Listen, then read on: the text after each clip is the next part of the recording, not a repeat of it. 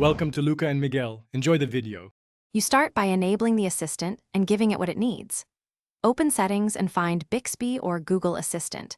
Grant microphone, location, and notifications so features work. Once permissions are set, enable the wake word or configure press and hold on the home or side button. Make sure you choose which assistant you want now, because settings differ. Pick Bixby or Google Assistant and move on to voice training so recognition becomes accurate for your voice. Next, train and customize the assistant so it fits your routine. Run voice match or the voice model training. Speak the sample phrases clearly so it learns your pattern. Then set preferred language and voice and choose default apps for navigation, music, and messaging to avoid prompts. Create routines or shortcuts for frequent tasks, morning routine, commute, or home controls, so one command triggers multiple actions. Once done, test a few commands to confirm responses and tweak mappings if needed.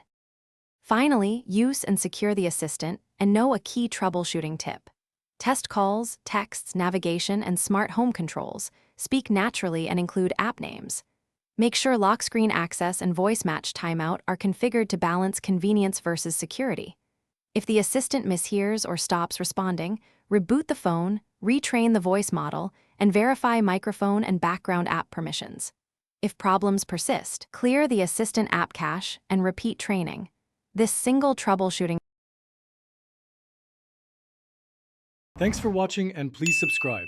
It's the best investment you'll ever make.